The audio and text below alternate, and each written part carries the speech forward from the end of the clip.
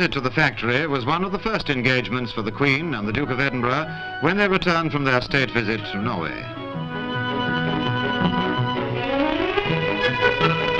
It's fitting that we start this record of the occasion with a picture of the finished products as they were displayed to the royal visitors.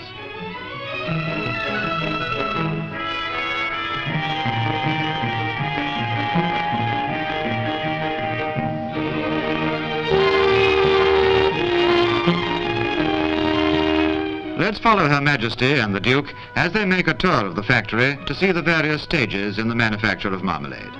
The Queen and her husband are seen in this group with Sir Frederick Wells, Mr. Campbell on the extreme right, and Mr. Gardinger next to Her Majesty.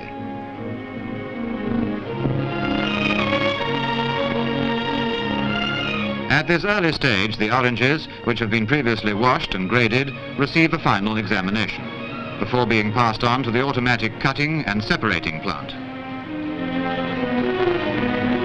Here the machine divides the oranges into quarters and separates the hearts from the skins.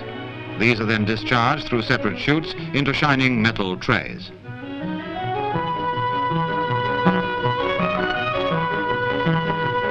After separation, the hearts are minced. Following the process on to the next stage, Her Majesty and the Duke were shown the automatic shredding machine. This first removes the pith from the skins, which are then cut into fine shreds.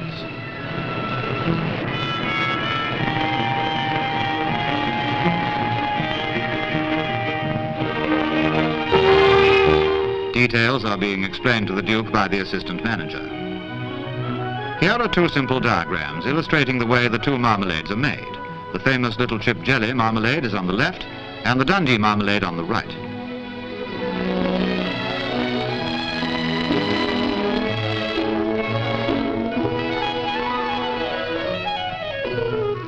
These diagrams give you a clear picture of the sequence, so let's return to the actual ingredients.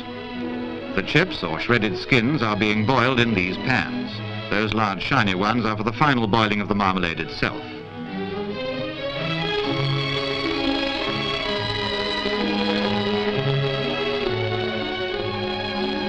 Now to the filling machine, which transfers the marmalade to the pots, in this case the familiar white stone ones, which are in themselves a trademark for Dundee marmalade.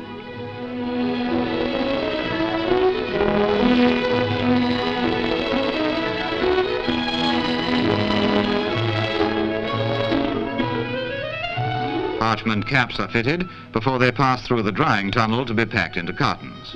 The Duke was obviously keenly interested in this phase of the operation. This filling machine is for the jelly marmalade, the little chip variety.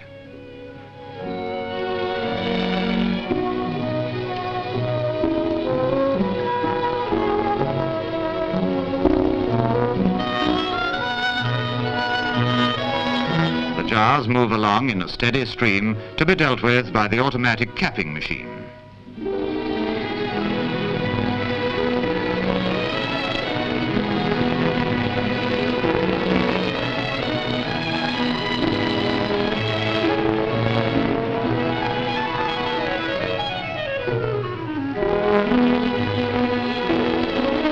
They're on their way to the continuous sterilizer and cooler.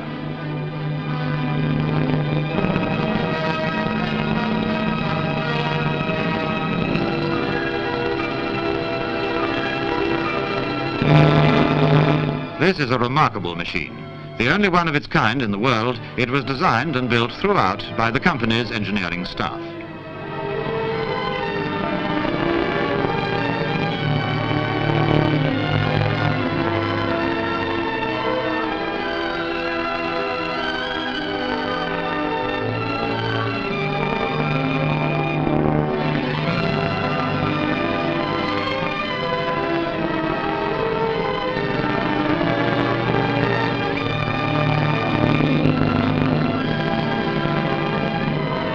After being discharged from the cooler, the jars pass through a drying tunnel to the automatic labeling machine. At last, they're beginning to look like the pots of marmalade we see on the breakfast table.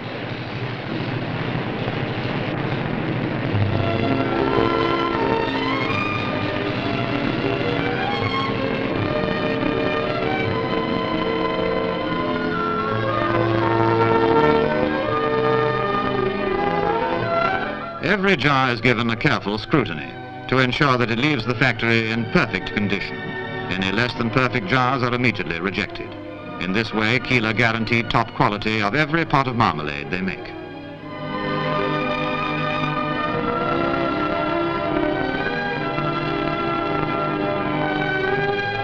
Reaching the end of the line, the jars are packed into cartons, ready for dispatch to the grocer.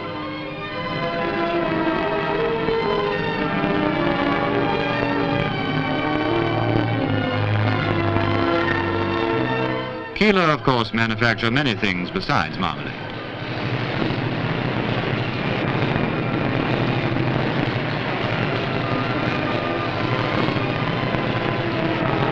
To wind up their visit, the Queen and the Duke saw a wonderful display of butterscotch, toffees, and Golden Dawn chocolates. All too soon, it was time for Her Majesty and His Royal Highness to leave.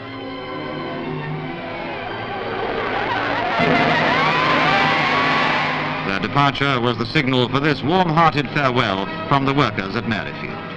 A rousing finale to a royal occasion.